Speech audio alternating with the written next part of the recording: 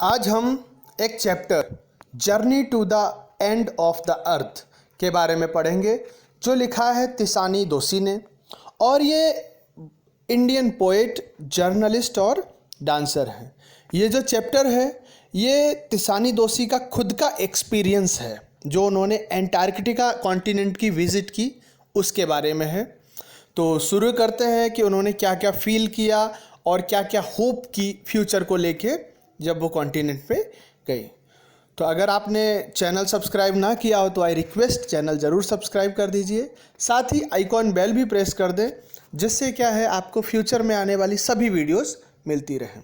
तो शुरू करते हैं हम हमारे समरी चैप्टर की। पहला पार्ट है द जर्नी बिगिंस। इसमें नैरेटर बताती हैं कि वो एक एंटार्कटिका कॉन्टिनेंट की तरफ जब एक रशियन रिसर्च शिप जाता है जिसका नाम होता है एकेडमिक सोकोल्स्की, जो हाई स्कूल के स्टूडेंट्स को वहाँ लेके जाता है। और वो बताती हैं कि जो एंटार्कटिका है वो कैसा है, वो सबसे ठंडा, सबसे ड्राई और सबसे ज़्यादा तेज़ हवाएं चलने वाला कॉन्टिनेंट है वर्ल्ड में। और वो बताती हैं कि उनकी जर्नी मद्रास से शुरू हुई, उसके बाद उन्होंने 9 टाइम जोन क्रॉस किए, 6 चेक पॉइंट क्रॉस किए, 3 वाटर बॉडीज़ को क्रॉस किया और बहुत सारे इकोस्फीयर को क्रॉस करने के बाद में लगभग 100 आवर्स की जर्नी के बाद वो अपनी डेस्टिनेशन मतलब एंटार्कटिका कॉन्टिनेंट पहुंचती हैं। उनको वहाँ पहुँच के अच्छा लगता है कि कॉन्टिनेंट बिल्कुल आइसोलेट है, मतलब जैसा बाकी सभी कॉन्टिनेंट पे बहुत भीड़ भाड़, वहाँ ऐसा कुछ भी नहीं है। और ये जान के अच्छा लगता है कि जो इंडिया और एंटार्कटिका जो हैं वो हिस्ट्री में सेम लैंड मास थी। अब देखते हैं नेक्स्ट पॉइंट, वो है हिस्ट्री ऑफ द लैंड।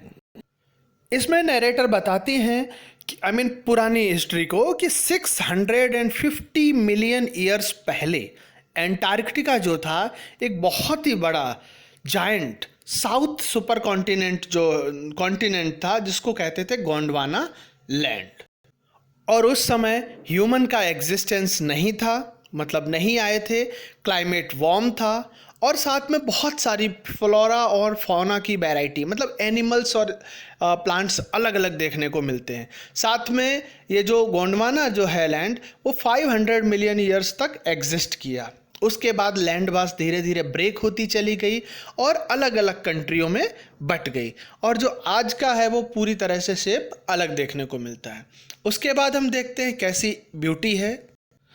तो एंटार्कटिका जो है कॉन्टिनेंट, ऑथर को जान के बड़ा शौक लगता है कि 90% जो अर्थ की जो टोटल आइस है वो उसका वॉल्यूम तो यहाँ स्टोर है, मतलब एंटार्कटिका कॉन्टिनेंट पे।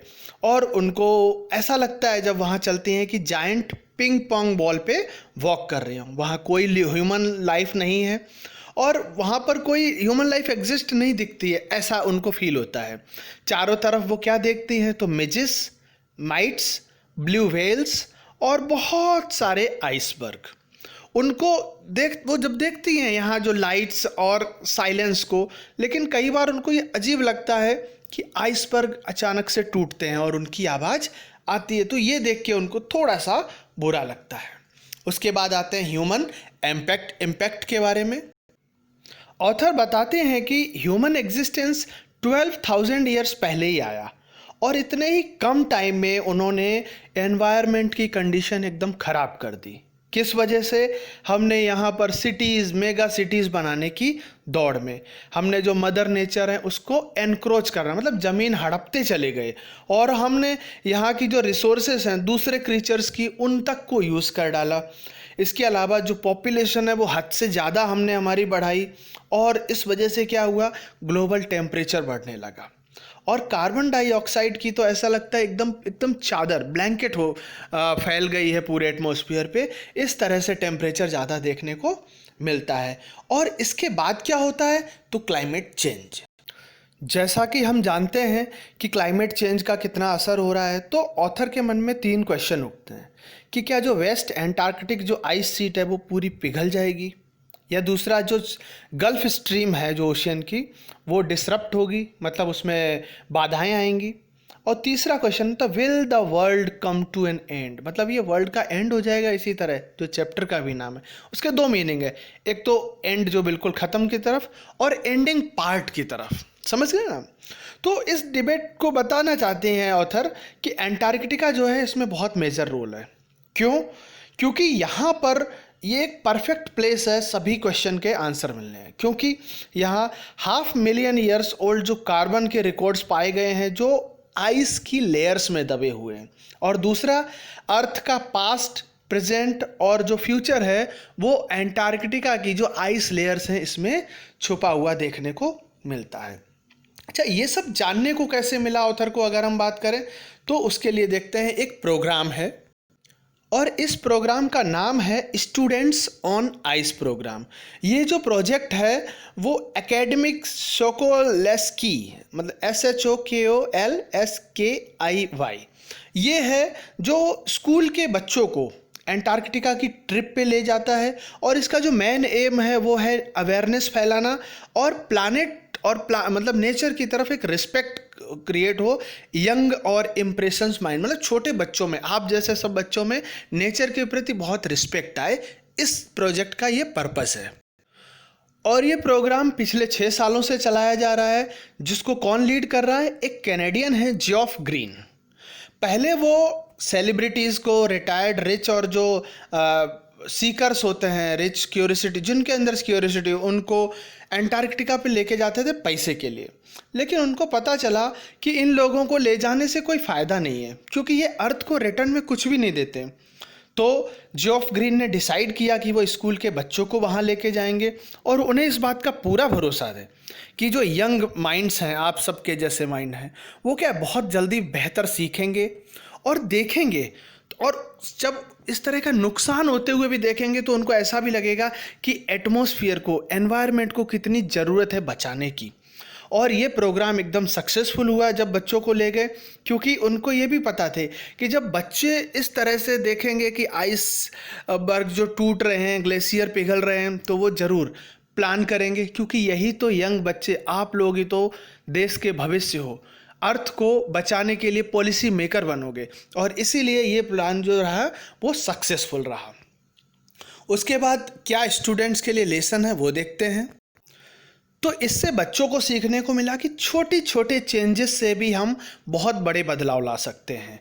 इसमें माइक्रोस्कोपिक फाइटोप्लैंक्टन की बात की गई है, जो क्या है, जो समुद्री एनिमल्स, बर्ड्स जो हैं, उन लोगों के लिए बहुत ही नॉरिशमेंट का काम करते हैं। और अगर इसके अलावा जो ओजोन की लेयर अगर कम होती जाएगी तो क्या होगा, तो डेफिनेटली बहुत हार्म होगा, बहुत नुकसान होगा। अगर समुद्री जो मैराइन एनिमल्स और बर्ड्स, उनको नुकसान होगा, उनकी डेथ होगी, तो बाकी सब चीज़ों पे बहुत ज़्यादा दिक्कत आ जाएगी, और जो ग्लोबल कार्बन साइकिल है वो बिगड़ जाएगी। तो फाइटोप्लैंक्टन क्या करते हैं, ये छोटी छोटी चीज़ों को भी, अगर हम बोलते हैं ना, स्टेप लेके जो समुद्री जीवों को बचाने में ये मदद करते हैं, और यही सिखाने को दिया है कि छोटे छोटे स्टेप्स आपको एक बेहतर चेंज ला सकते हैं। उसके अलावा क्या है, अब ऑथर अपनी एक मेमोरेबल वॉक के बारे में बताते हैं कि जब उनका शिप रुक जाता है एक जगह बर्फ़ में, तब उनको वहाँ से पैदल चलने को कहते हैं। तो डेफिनेटली ये इंसिडेंट बहुत ही बेहतरीन होता है उनके लिए।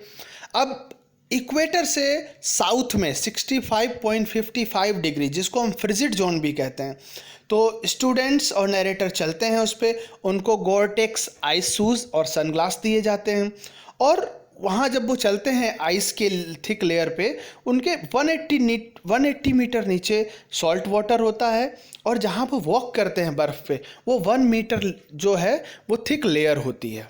ये डेफिनेटली ब्रेथ टेकिंग एक्सपीरियंस होता है। वहीं पर जब वो चलते हैं तब वो सील्स को भी देखते हैं उसी सराउंडिंग्स में, और ये उनके लिए एक मेमोरेबल एक्सपीरियंस हो जाता है परमानेंटली। अब होप क्या जगती है हम वो देखते हैं। ऑथर जो है ये ब्यूटी को देख के बहुत खुश होते हैं, प्लैनेट की खुश होती हैं, लेकिन उनके मन में क्वेश्चन भी आते हैं कि क्या होगा अगर एंटार्क्टिका एक यहाँ पर गर्म जगह बन जाएगा, तो ह्यूमन सरवाइव कैसे करेंगे। लेकिन ये सारे क्वेश्चन में वो एक जगह बहुत ऑप्टिमिस्टिक है, मतलब आशावाद है। कैसे? उनको पता है कि ये जो टीनेजर्स बच्चे हैं आप जैसे जो बच्चे हैं, जब आप लोग नेचर को समझने लगेंगे तब अपने आप एक चेंज आएगा, सोसाइटी बदलेगी, लोगों के माइंडसेट बदलेंगे। और ये जो ट्रिप है अंटार्कटिका की, वो उनको एक आशा देती है कि डेफिनेटली हम कुछ नया बदलाव कर सकते हैं, नया चेंजेस कर सकते हैं। तो इस तरह की एक जो है बेहतरीन ट्रिप को दोषी ने हमारे लिए बताया है। Thanks for watching this video. अगर आपको वीडियो पसंद आई है तो लाइक ज़रूर करें। कोई डाउट है, कोई भी क्वेश्चन है, आप कमेंट करके पूछ सकते हैं। And I request again, don't forget to subscribe my channel, with that press notification bell also. Thank you so much.